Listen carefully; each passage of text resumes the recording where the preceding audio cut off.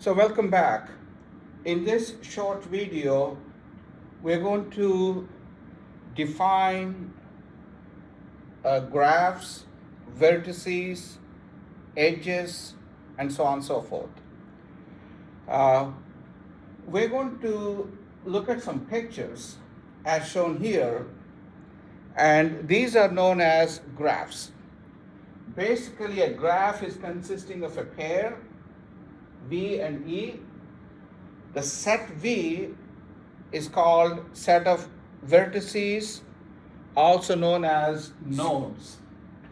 In some books, they call vertices as nodes. And the set E is consisting of edges. Edge is a line segment or a curve that joins two vertices. And here we are going to talk about finite graphs. That means the number of vertices of finite graph.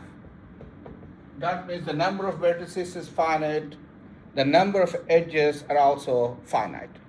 So let's look at three examples to understand the graphs. So here's a graph consisting of 4 vertices and several edges. So if you want, you could write this as the vertices is consisting of A, B, C, and D. These are vertices. And we don't have any labeling for edges. So if you want, there are 2 edges joining AB. There are 2 edges joining AB. So if you want, you could call this as E1, edge 1, and edge 2, edge 3 and edge 4, edge 5. I'm going to draw one more thing here, joining B and C, edge 6, edge 7. So there are 7 edges. So for example, if you want, you could write E1 as edge AB. So it's edge joining the vertices A and B. It is also edge AB. So really there are 2 edges joining A and B here. So if you want to write edge AB, and if you want to be more specific, you can give them names.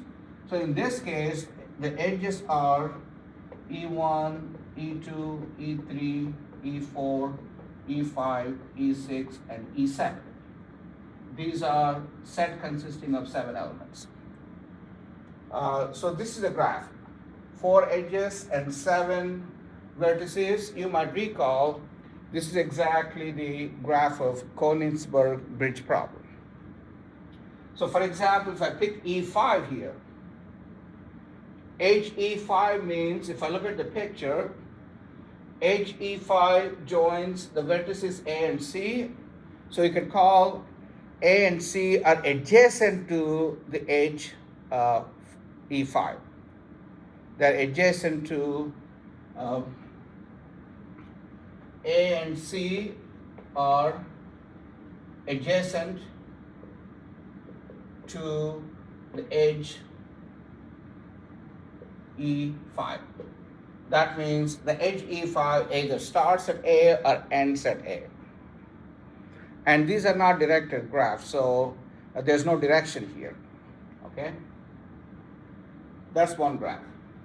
Here, in this situation, we have the number of vertices is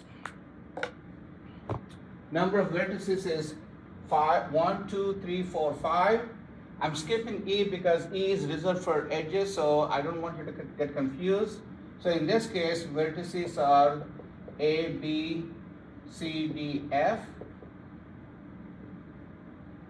And if you want, you could denote edge set by AB. If I simply write AB, that means there is an edge joining A and B. This is another way to describe an edge. BC is another edge because there's an edge joining B and C, only one of them. CD is another one. DF is the line joining D and F, that's edge DF, and there is a loop here. Loop means its edge joining a vertex to itself. So if you want, you can call that as a loop at D. Loop at D.